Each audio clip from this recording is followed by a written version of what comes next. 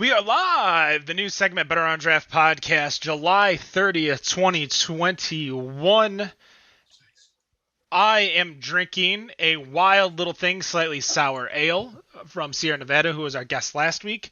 And I also cracked open a Magic Hat number 9, as I drank 5 out of the 6 last week. The rest after the show, obviously. One left over. I had one left over, so yeah, definitely cleaning out the fridge of the beer that I have up here, and I didn't want to crack open a Mean Old Tom or the high octane beers I got from Eastern Market Brewing, so I grabbed everything that wasn't, which means all I have left is high ABV beers. Nice. But Nick, what are you drinking over there? I am drinking the passion fruit brains from Drecker. Good stuff. Oh, yeah.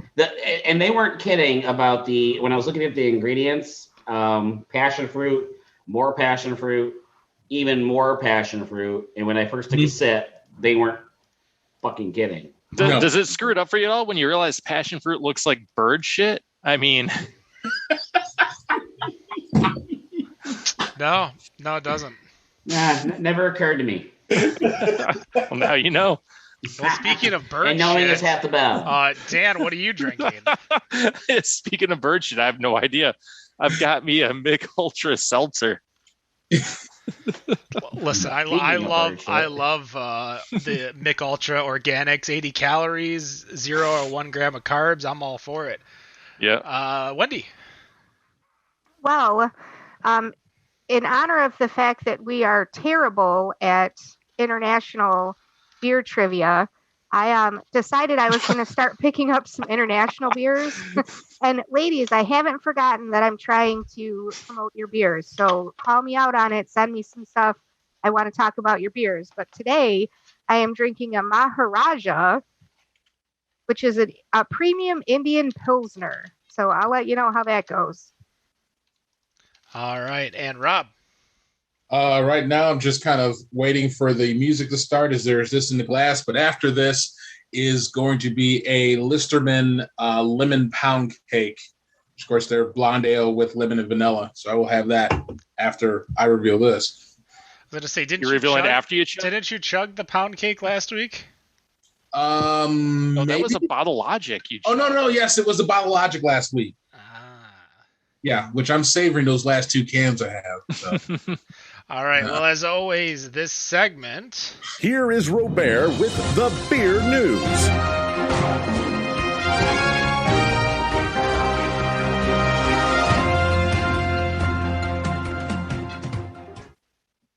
That was pretty good timing. You need to do a collection of all of these and set it to like just the same thing, but just have like 8 different versions of him chugging beers. That'd be amazing. Because a new TikTok video. It's a new TikTok. There, you know what? That's what we should do. We have a Better on Draft TikTok. We haven't done anything with it yet. There you go. I am learning how to do that. Wendy is learning TikTok. All right. So the chug of the day is from El Segundo Brewing Company. Some Steve Austin's Broken Skull IPA. He'd be proud of you for that right now.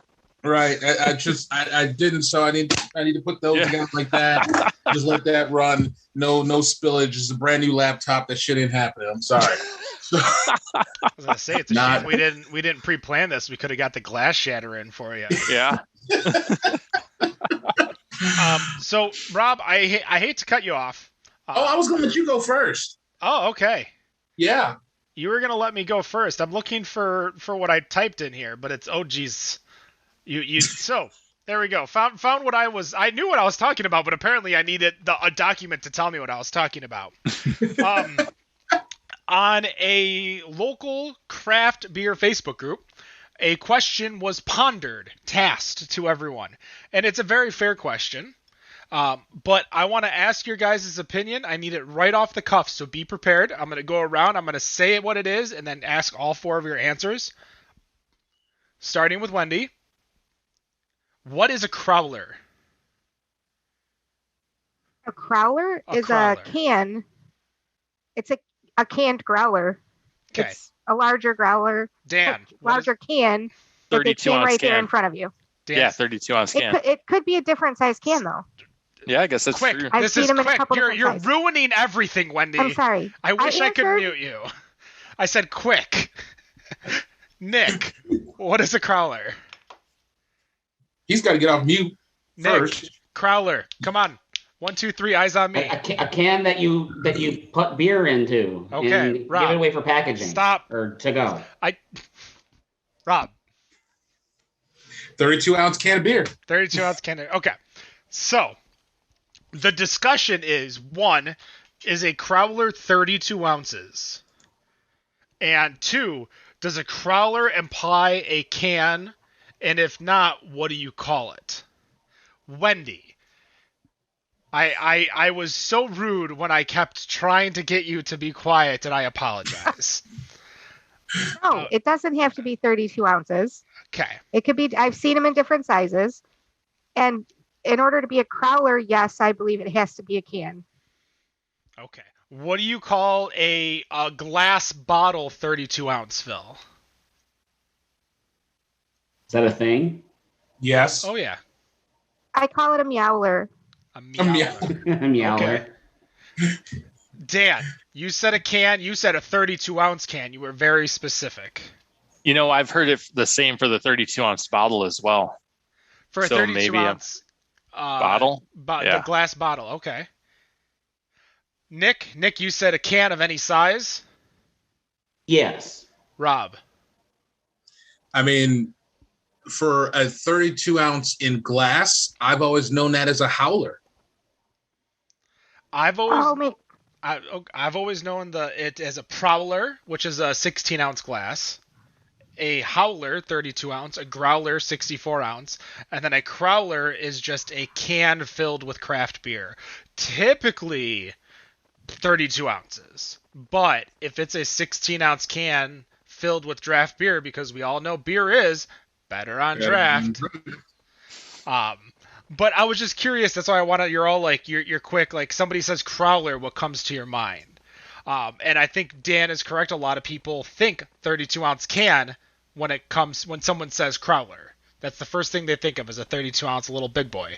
But it was just a curious opinion. Does anybody have anything they want to expound on that? That was all I had for that. So I do. Oh, go ahead. I do want to clarify. You're right. Howler would be the 16 ounce, and meowler would be the smaller one, or 32 ounce for the howler, and then the 16 ounce is what I would call a meowler. Okay. We learned Prowler The baby. when we had drafting table on for the second time, because when they realized that their staff did not want to drink their shift beer at the brewery, they wanted to leave, they could take it home. Mm-hmm. So that was where I learned of the phrase Prowler. Meowler works. But yeah, for me, I always thought a Crowler was canned draft beer. Yes. And that was pretty much the way that I've always seen it in some of the groups that I forgot what term are we using right now. Shipping laundry, that or shipping candles rather. When they're shipping candles and someone is saying, hey, go into such and such to get some Crowlers. Anybody want any? And, that's pretty much what would show up from, breweries like The Answer out on the East Coast, that they do Crowlers, and those things are big boy 32 ounce cans that, tough to get your hand around. Well, that's why you want 40-ounce bottles, right, Dan? Yeah, always. To get your it makes hand it around easy. them. Easier to play the game. Yeah, easier to just hold on to.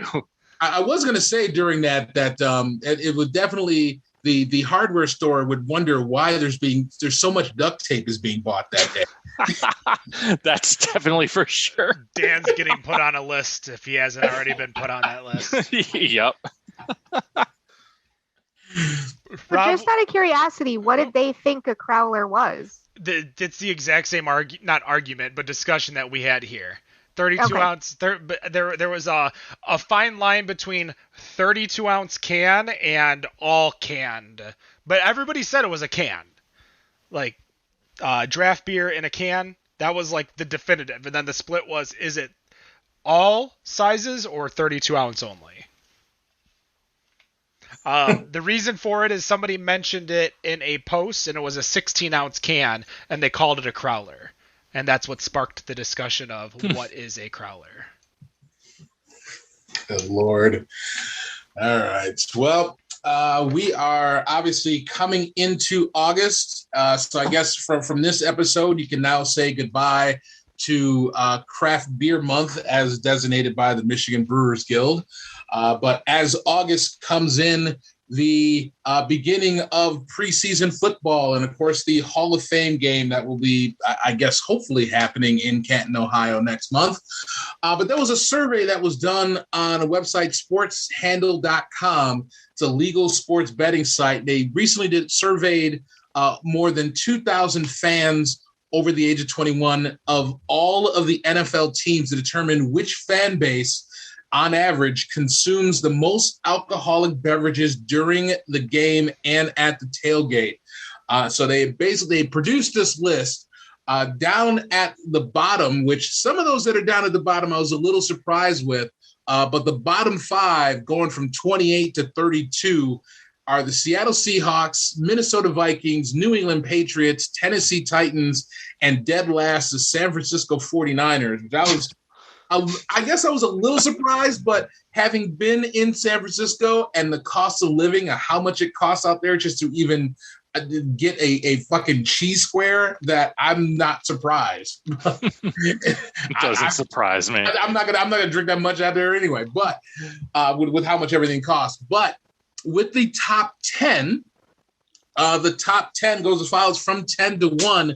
10 are beloved Detroit Lions, which I guess I feel that's lower than they should be. I don't know how I feel about that. We'll talk about that in a minute. But from 10 up, so the Lions, LA Rams, Cleveland Browns, LA Chargers, Denver Broncos, top 5, Carolina Panthers, 4th are the Chicago Bears, 3, the Buffalo Bills, 2, the Baltimore Ravens, and number 1, the Cincinnati Bengals, which they say that each person surveyed was on average having 5.2 beers per game and spending an average of about $43 for said beers, which I guess beer per, if that's coming from the stadium, that's actually not too terrible. That's not bad. But just curious about, just with this list, and I kind of wish that they had interviewed more people, because I feel like 2,000 per fan base, I don't know if that's enough to really make this a definitive list or make this a more definitive list rather. Though Buffalo Bills being in the top 3, with the amount of Twitter videos I've seen of them slamming themselves through tables at pregame, I guess I expect to see them there. But I do kind of feel like with the fan base of what we have here and the amount of craft beer that we have and the amount of beer overall that we as Michiganders drink, I kind of feel like we should be higher than 10th. I'm a little disappointed.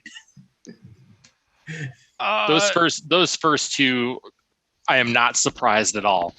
And you think about the Chad Ocho Cinco Days and the level of fans that watch the Bengals. I mean, it's not at all surprising. Same with the Ravens, and you think about the kind of fans that they have. I would add the Browns on that too.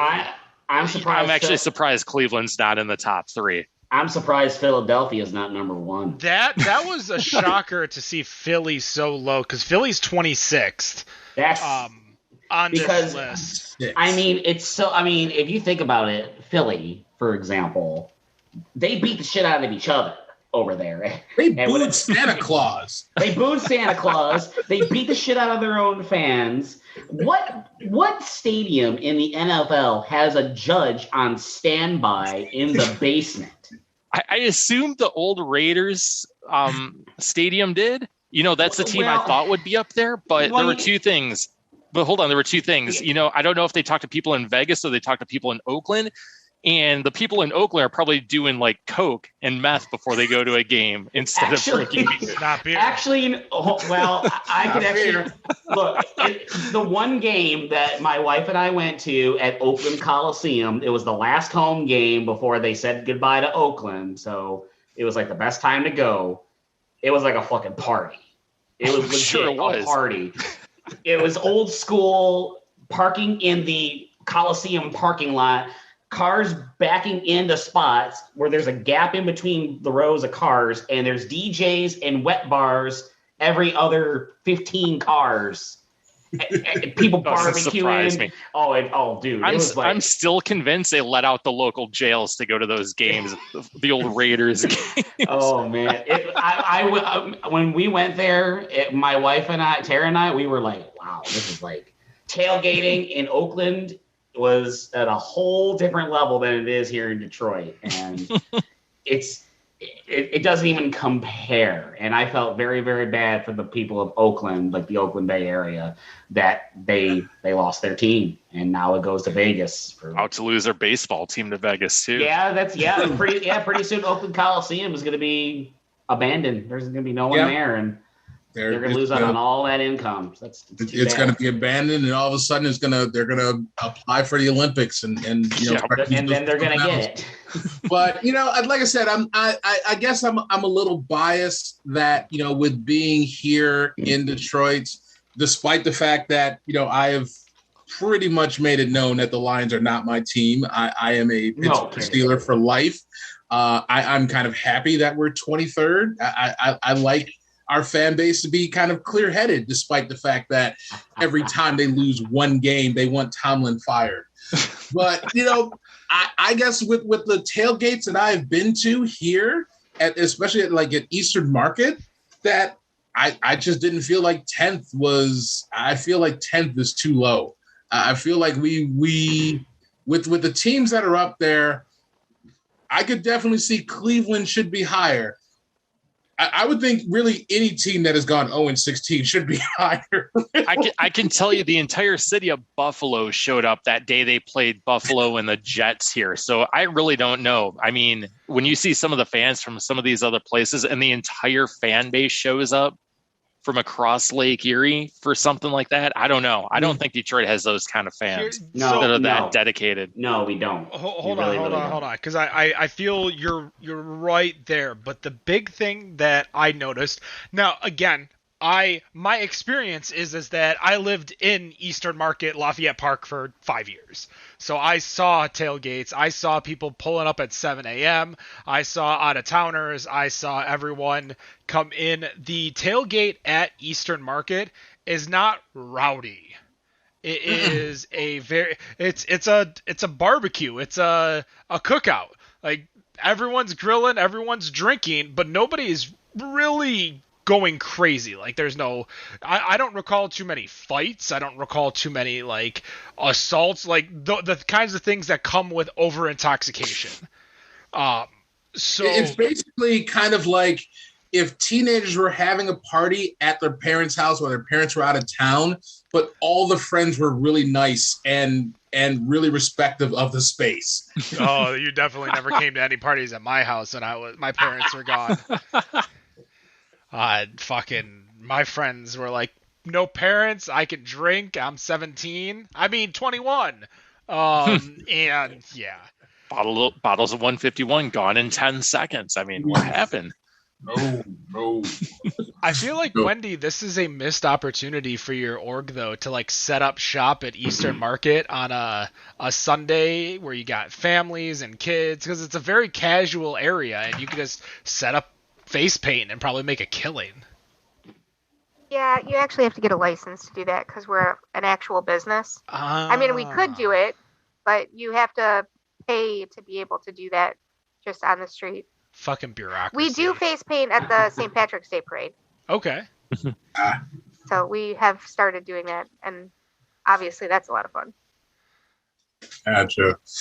All right, gonna go into the next one here. Probably get a little bit more serious. I figure we were just kind of going silly to silly, so get a little bit more serious on this one. So with some news coming out of Brewbound, that San Francisco and bars in San Francisco are going to have proof that they are vaccinated or have a negative COVID test result to sit indoors at bars following new guidance from the San Francisco Bar Owner Alliance. After polling their members, the alliance took up as its, quote, official position that, quote, any customer who wishes to remain inside our establishment show proof of vaccination or a 72-hour negative COVID-19 test. And those efforts are supposed to go into effect, actually went into effect yesterday. And they also said that guests without these verifications are welcome to sit outside and other spaces that these locations may offer. And that it will be up to each individual bar to decide how to best enforce this for their customers. Obviously, with some of the news that has come out with these past week and few weeks, that the CDC, Centers for Disease Control and Prevention, has revised their guidance to recommend that vaccinated people return to wearing masks in public indoor spaces in areas where infection rates are surging. Obviously, our numbers here in Michigan have gone up. I really haven't looked at the stats to see, but I'm guessing that with San Francisco doing something like this, that their numbers are spiking a bit more heavily than what we have here in Detroit. I guess I'm guessing what Dan has in Phoenix. But with these numbers that are kind of climbing back up, it kind of begs the question of, all right, if this can happen in San Francisco, this can happen in Phoenix, this can happen in Detroit, this can happen in all of the craft beer, havens that we have across the country. What are, obviously we don't want to go back into a situation where everything starts to close again, which I don't think we'll get to that point. But as we start to get into what seems to be what could be this new space where we have to start going back to wearing masks indoors, I'm kind of wondering what your take is on what you think the craft beer industry in Michigan and how they would take that if that were to come into effect. And I'm going to actually go to Ken on this one first. Is it because the three word comment I put in here? No, it's not. I just saw that. Listen, I'm very, very pro business deciding what they want to do. But in the same sense, my political views aren't. And it's a weird, you could call it hypocrisy step. So for me, this is what a group, so they have a collaboration, they have their own alliance, guild, whatever you want to call it. They decided, hey, we're going to do this, but we're going to do this together. And I honestly think this is going to, especially because it's going to last a while, it's not going to be overnight. This is going to be what we saw in Michigan in 2012 when the smoking law came, and bars that said we were going to do it did it. Bars that said we weren't going to do it weren't going to do it. And everyone just kind of did it. You knew where to go if you wanted to smoke, and you knew where to stay away if you didn't want to smell smoke anymore. For here, it's still up to the bars to decide, and the bars that probably voted against it as part of the alliance will be like, oh yeah, sure, just nod and wink, I'm vaccinated. I don't know where we are. I've reached peak COVID discussion in my life. It's probably easy because I have no problem still putting on a mask. I have no problem if someone says, hey, if you could wear a mask while you're here. Like I have a housewarming party tomorrow, and you know what I told people on my thing? We have high risk people and kids showing up. Be vaccinated or please do not show up. Are we going to check people though? No. I'm not gonna ask for your vaccine card, but I would hope that you would respect me enough to not show up or, you know, not show up or not lie to me. But in the same sense, you don't have that respect. Like, I would expect that respect from my friends, but I would not expect that respect from randos because they don't care. They care about them, themselves. So I don't know. If it's your choice to ask for a mask, ask for vaccine info, you know what? Boom. That's your choice. It's not against any law. There ain't no HIPAA violations here. I know, and just kind of like what you're saying. Yeah, I was just gonna say, just what you're saying is that I understand that you're tired of talking about it. I'm tired of talking about it. The problem is that it's to this point where everybody's tired of it, but we're not done. And that's the shitty part about it, is that we're not done. And I'm just hoping that we actually get to a point where we can actually be fucking done and just go back to, just go back to something where it just feels like, hey, I went to the office and went to work all 5 days this week. And that's the first time I've done that since February of 2020. It still feels weird. Yeah. And it's just like it still feels weird. So, it's just unfortunately it's there. And as much as I want to just be kind of invisible and not have to deal with this shit, it's like we have a new variant where I have to break out the mask. I have to take my mask, my cool alien mask, over to shout out to Well Done Goods. I got to take my mask over to them to fix the straps because I'm wearing that fucker again. So. I never put mine away. Yeah, I still wear it when I'm in public, and I'm in a crowded space because I have my grandma to think of. And even though we did finally get the okay to get her vaccinated, she's still going through that process. And even if she does get vaccinated, there's still a chance that she could get sick. Okay. So I have to be careful no matter what. And honestly, vaccinations is a personal choice, and I can't look down on somebody for not doing it. I mean, I wish that everybody would, but I have family members that got vaccinated and they've had a lot of problems with it. So I just can't look down on people for not doing it and saying that you have to be vaccinated to go into a building. That concerns me. Right. It does kind of make me wonder that, there's a few breweries. I remember when we talked about Austin Brothers and how they had stopped doing the delivery, that I wonder if breweries that have stopped delivering beer should go back to it, or that maybe kind of possibly in a pipe dream kind of way that the laws can change, that a Drizzly can come in here and start delivering some fucking beer. That'll be my soapbox right there. Or, let Tavor back the fuck in. So, yeah, unfortunately, that takes state things. You know how state laws work. Oh, wait, they work? Well, yeah, exactly. Now. Nah, I know. I'm just saying. It just takes things a long time to get through. That's basically where I wanted to go with it. It just takes too long, and unfortunately, businesses don't have a lot of time in order to try and stay with their necks above water.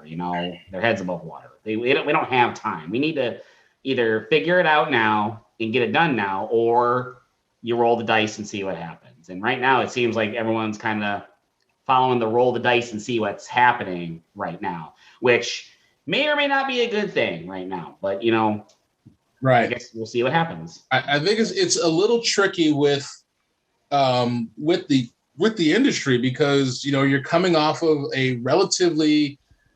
I mean, it's even tough to say that it was a down year because we talked last week about Michigan having a craft beer industry that was nearly $10 billion last year, despite the fact that we had a pandemic. But the fact that we did have a pandemic kind of meant that that number could have been higher. And so when we're coming off of not coming off of, but getting to a point where we're starting to peak and get off of, I forget the term that we use or our bosses use at work.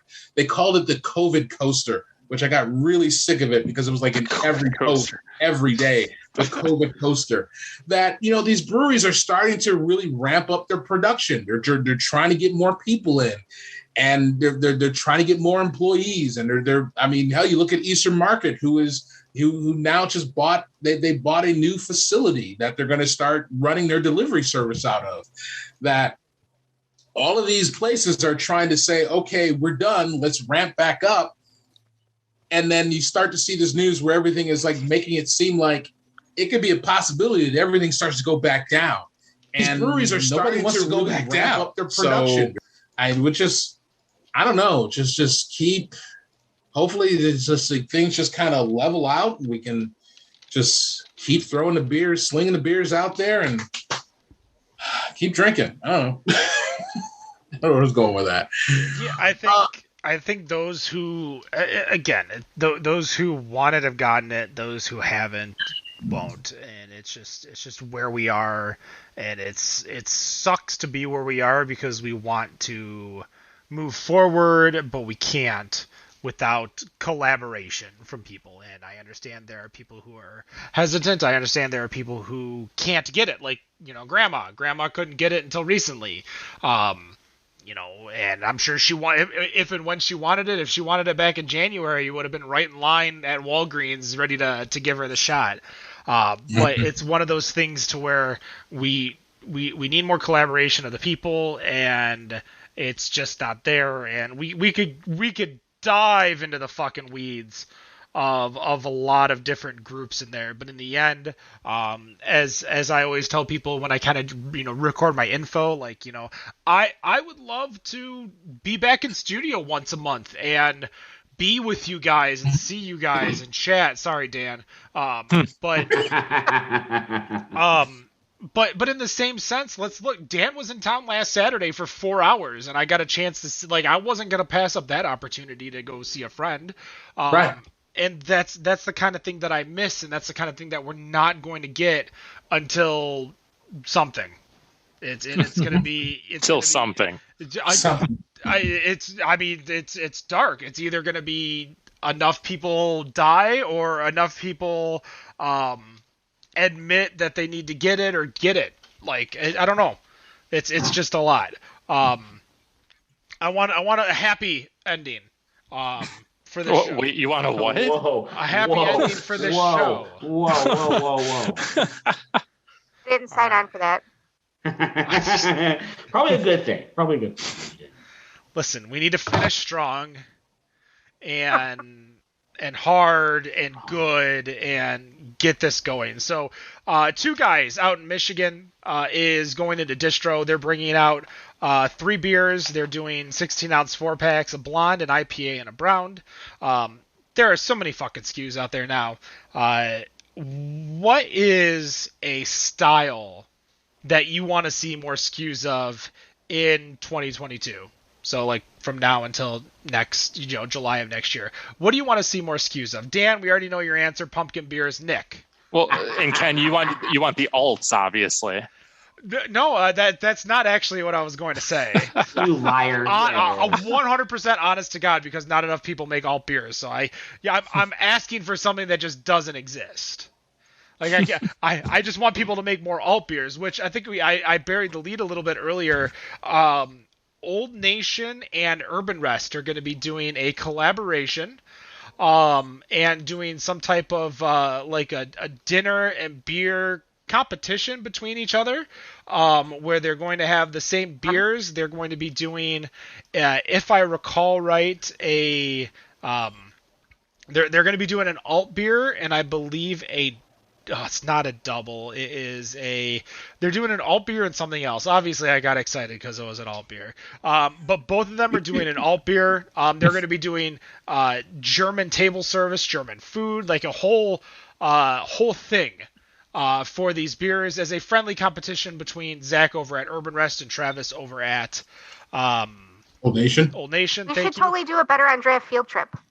For sure. They're doing a Kolsch and an Alt, so we might need to bring Matt Bush in because obviously Oh shit. the Kolsch king man. over there. Oh, here we go. But they're going to be hosting an event. All the beers are going to be poured, including Kolsch. Traditional, they say Kranz Kobe service. There's a bunch of words that I just don't know because they look like German style words. Old Nation's going to be distroing their cans for the Kolsch and the Alt. But I want to know, what do you guys want to see from, because a blonde, a brown, and an IPA is a nice little entry into the beer world. I don't think they're like a lot of people I think go for the amber when they go towards the malty, but I'm excited for another brown. They go towards the wit as opposed to a blonde. So what styles do you want to see in the field? I want to see more sours. I want to see more sours. All you got to do is just go to Ferndale Project and order. Pretty much. I know. But, these last few weeks, I've been on the sour kick lately. Well, I know Jolly Pumpkin in Dearborn is getting a brew kit. Not a brew kit, a brew system.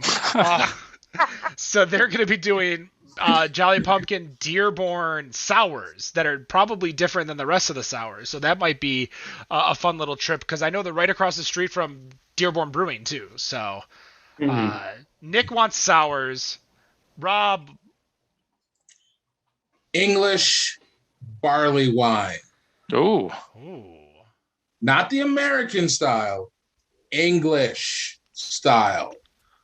Stop fucking around. We want more Newcastle out there. You got it. Wendy, what about you? I don't know. I think I like a pretty good mix of things, but I think I would like to see more quads out there. I love the big fruit flavors. So,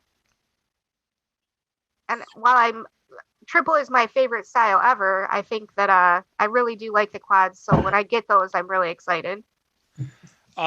This question's for Rob. I don't know if you have the answer. Did Shorts pick up Serial Killer? I don't know. I don't believe that was actually, and it's funny how you bring that up because that was my first barley wine. And I used to absolutely love Serial Killer. I don't, and I know we had Joe Short on, and we talked about the properties that they picked up with Arcadia, but I don't know. I remember the last time Arcadia was at the Fall Beer Fest in Detroit, they did a barrel aged version of it. And I just did not like it. They I don't know what happened with it. It just was not good. But yeah, that's not. Lee in the chat says beer flavored beers. Yeah, I mean, beer flavored beers is PBR. That's a beer flavored beer. Yeah, but so hold on, because he brings up a valid point. There aren't too many lagers, Kolsch's, Pilsners in distro. Now, and there's a lot of adjuncts. Yeah. I disagree with that right now because I was just at the beer store and I saw an awful lot of lagers and pilsners on the shelf right now. Did they have adjuncts? No. I mean, you went to the good beer store. That's a beer. That's a beer flavored beer right there. I ain't fucking around when it comes to beer. Let's be honest. I mean, Nick over here is buying 3-year-old Moscow meals off of a shelf. Hey, wait a sec. Those are like fucking gold, dude. Are these guys still brewing? I still have one in my What about you, Dan? Honestly, I'd love to see more ESBs out there. ESBs. Oh yeah. Yeah. Nice. That seems to be that's like up there with an alt beer. You don't see a whole lot of them. We need a full official marketing campaign to change the name of ESBs to something else. I think we just need to name it something that we already it's already in the amber type family, but we need some type of wording or phrasing or marketing that gets ESB into the hands of everyone, because I think that would be, I would love more ESBs, that's for sure. Like that whole like subsect family, like ESBs, English milds, alt beers, of course. You know what I would love to see though, and I want more, and I'm going to be honest, I want more Belgian wits. And I'm talking like white ales, like Allagash white. Like I want a like winter white or bright white or whatever it's called from Bell's is obviously good. I want more competition. I want to be able to drink Michigan whites to where I never have to go look for Allagash again. Like that would be my want for beer in Michigan as a SKU. Like more opportunities, more. I think GW's Little White Lie is one of them, but that's like a cherry wit out of Middle Coast. Like I don't want adjuncts. I just want, give me Allagash. You know what? That's probably, I should just make my own fucking Allagash white. You give me beer flavored beer, just like Willie said. Maybe they could call it ESB. I don't know. Call it like a London ale. Give it something. I think London typically, like when people hear London and think of beer, they think of a porter though. Okay. Like I think London might be maybe a Essex, an Essex brew, ESB, Essex brew B. There we go. Mm-hmm. How about you call it instead of an IPA, you call it an IBA. Damn it, that just completely got screwed up. I just like hit my head. I was like, well, wait a minute, no, because it's not really, I don't know of the Indian of sort. But then again, like British owned, like they've rated 92% of this entire world. So rated no, a British ale. Colonized, invaded. I believe the history will say that they invaded all but 22 countries in this world. So something like that. That's going to do it. The news segment, July 30th, 2021. Thank you so much for joining us. We will be back next week. And no matter what you think of your beer, we think it's better on draft. Have a good night. Peace.